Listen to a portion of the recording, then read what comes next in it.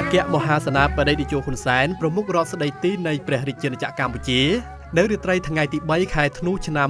2025នេះបានបង្ហោះសារលើបណ្ដាញសង្គម Facebook ផ្លូវការរបស់សម្ដេចដោយបានរំលឹកនិងបកស្រាយនៅប្រវត្តិបទចម្រៀងអោភ្នំពេញអើយដែលមានខ្លឹមសារដូចខាងក្រោមម្សិលមិញខួបលើកទី47ថ្ងៃបង្កើតរណសិរ្សសាមគ្គីសង្គ្រោះជាតិកម្ពុជាពីធ្នូ1978ពីធ្នូ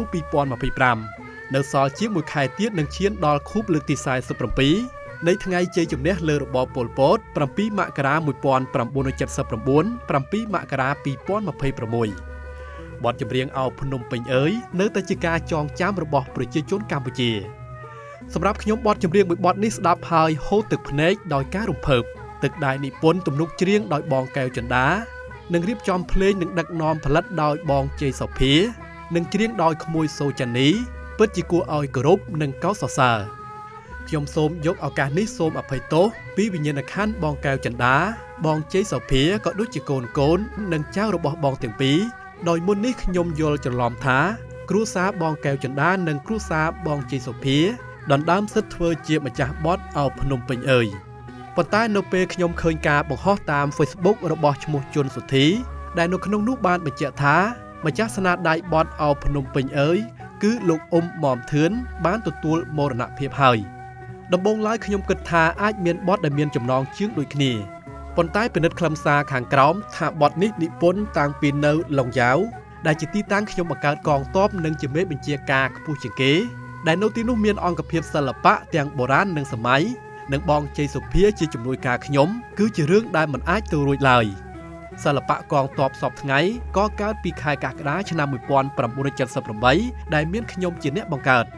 ចំណុចកាន់តែច្បាស់បទនេះមិនអាចនិពន្ធមុនរំដោះភ្នំពេញបានឡើយ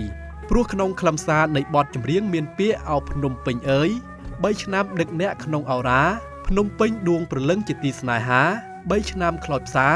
តែអ្នករក្សាបានប្រវត្តិថ្លៃថ្លាអង្គអាចក្លាហានអោភ្នំពេញអើយទុកសោកអ្នកបានស្បើយខ្ញុំជួបអ្នកវិញហើយអោដួងព្រលឹងអើយភ្នំពេញអើយអើយភ្នំពេញអើយខ្លឹមសារក្នុងបទចម្រៀងនេះមានន័យគ្រប់គ្រាន់ថាបទចម្រៀងនេះនិពន្ធក្រោយភ្នំពេញត្រូវបានរំដោះមិនមែននៅឡុងយ៉ាវឆ្នាំ1978នោះទេម្យ៉ាងទៀតចម្រៀងនេះមិនបានលើចាក់ផ្សាយមុនថ្ងៃ7មករា1979ផងដែរមកនិយាយអំពីប្រវត្តិនៃបទចម្រៀងអោភ្នំពេញអើយវេលាថ្ងៃត្រង់ថ្ងៃទី7មករាឆ្នាំ1979ភ្នំពេញត្រូវបានរំដោះខ្ញុំមិនប្រកាសថាបងកែវចិន្តាសរសេរនៅពេលល្ងាចឬពេលយប់ថ្ងៃ7មករានោះទេព្រោះពេលនោះកំពុងប្រជុំមហាសន្និបាតបកលើកទី3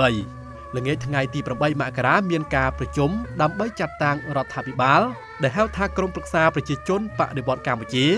តែបងកែវចិន្តាមិនបានចូលរួមប្រជុំទេតែបងកែវចិន្តាក៏ត្រូវបានតែងតាំងជារដ្ឋមន្ត្រីឃោសនាការព័ត៌មាននិងវប្បធម៌យប់ថ្ងៃទី8មករាខ្ញុំត្រឡប់ទៅចូលរួមបិទមហាសន្និបាតបកវិញខ្ញុំអង្គុយទទួលទានបាយជាប់ជាមួយបងកែវចិន្តា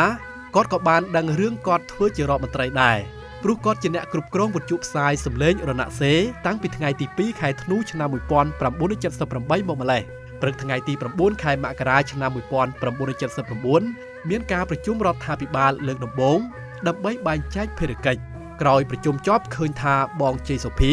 យូមកនិយាយទូហ្វូនយ៉ាងធំទៅដល់ដើម្បីឆ្លងយោបល់បងកែវចិន្តា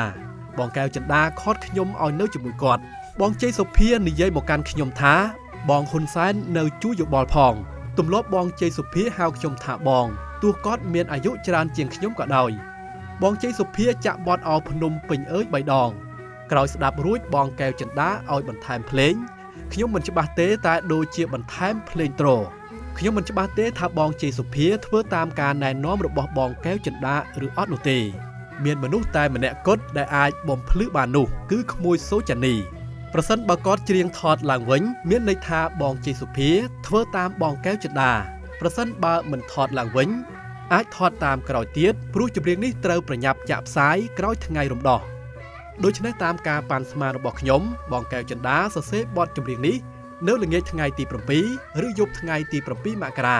ប្រគល់ឲ្យបងជ័យសុភារៀបភ្លេងនិងផលិតនៅថ្ងៃទី8ឬយប់ថ្ងៃទី8មករានិងព្រឹកថ្ងៃទី9មករា1979ម៉ោងជាង10ព្រឹកឆ្លងយោបល់បងកែវចិន្តា តើចម្រៀងនេះចាប់ផ្សព្វផ្សាយអ្នកនិពន្ធនៅពេលណាពេលចាក់ផ្សាយដំបូងមិនមាននិយាយពីអ្នកនិពន្ធទេចូលដល់ខែកញ្ញាឆ្នាំ1979គណៈប្រតិភូជាន់ខ្ពស់ដឹកនាំដោយសម្ដេចហេងសំរិនដែលរូបខ្ញុំនិងបងកែវចិន្តាអមដំណើរផងទៅទស្សនកិច្ចនៅឡាវនៅក្នុងពិធីជប់លៀងអ្នកចម្រៀងឡាវច្រៀងបទអោភ្នំពេញអើយដោយអ្នកឧទ្ទេសនាមបកជាភាសាខ្មែរថាបទអោភ្នំពេញអើយនិពន្ធដោយសមមិត្តកែវចិន្តាតាំងពីពេលនោះមកមិនមានអ្នកណាទាមទារសិទ្ធិជាអ្នកនិពន្ធទេរាប់ទាំងជ័យសុភាផងដែរខ្ញុំសូមនិយាយទៅកាន់កូនឬចៅលោកមុំធឿនវិញម្ដងប្រហែលអ្នកផ្សព្វផ្សាយព័ត៌មានខុសដោយអចេតនាដែលថាលោកមុំធឿនជាម្ចាស់បទចម្រៀងអោភ្នំពេញអើយខ្ញុំជាអ្នកគ្រប់គ្រងលើឪពុករបស់ក្មួយៗនិងចៅយើងជាយោធាមិនអាចយកចម្រៀងទៅថតនៅអង្គភាពស៊ីវិលបានទេបើគ្មានការអនុញ្ញាតពីខ្ញុំនាពេលនោះខ្ញុំសូមលោកជុនសុធីធ្វើការកែតម្រូវព័ត៌មានដែលបានផ្សាយខុសការខិតខំស្រាវជ្រាវនិងពន្យល់របស់ខ្ញុំគឺដើម្បីជៀសវាងការយល់ច្រឡំទៅថ្ងៃក្រោយព្រោះបទចម្រៀងអោភ្នំពេញអើយជាបទចម្រៀងប្រវត្តិសាស្ត្រ